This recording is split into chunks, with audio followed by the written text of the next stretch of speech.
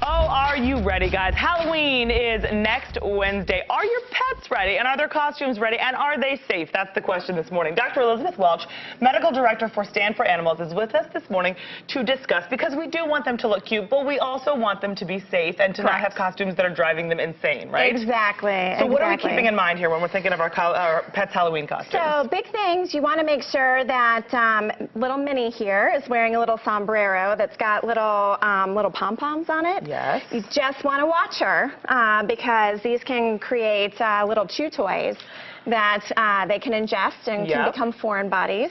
Let's do that too. Before we go through all of the tips for everybody here, introduce, if you would, who we have with us. Absolutely. So here on the end over here is Mr. Tommy, the dinosaur. And all of these guys are rescues up here today. So he was pulled from Animal Care and Control, and he's a lovely beagle sporting his little dinosaur costume. Tommy's one of our faves here at Good Day Charlotte as well. He sleeps with us in the edit bays every now and then.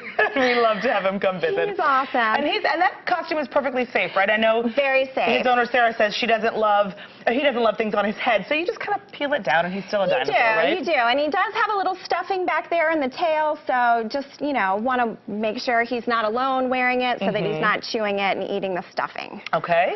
And then this is Mr. Henry here, and Henry was pulled from Gaston County a few years ago. He is completely blind, but he is sporting those ghost pajamas like nobody's business. Little onesie. So he is looking amazing. This is perfect clothing for these little guys. Nothing to get in the way for him, nothing to trip over, not really even anything to chew on there, okay? Exactly. And our hot dog here. Our little hot dog. Who is so happy, by the way. Miss BB. So she's a little Jack Russell Terrier that was rescued from North Mac Animal Rescue about 7 years ago, and she is sporting the hot dog, and this is a good costume as well. So just want to make sure she's not chewing on it, and she's going to do great. Now we've got a cat here as well, which we were just saying. What's your cat's name? This is Cece. This is Cece, and she looks adorable, and I've been impressed with how calm everyone is doing with each other, especially even with the cat here. What do you do, though, if your animal gets anxious around Halloween? So a lot of animals, if they're going to be anxious, this is probably one of the worst holidays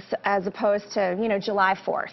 So basically you want to make sure that if they have anxiety medication, go ahead and give it. I usually recommend giving it the day before just to get it on board. Yep. And if your dog gets really scared or your cat gets scared with ringing doorbells, you want to make sure that maybe put the candy out at the end of the driveway so that nobody's walking by. Yep. Just to kind of keep the anxious down, because it's going to be several hours of terror. Adjust accordingly, and you know what? Put the dog in the costume, snap a pic, and then let the dog free if the dog doesn't seem to love it either, right? Well, these ones all look adorable, and we thank you for bringing them in, to the dogs for coming in, and to their owners for being here as well. Dr. Welch, thank you so much. Absolutely, my pleasure.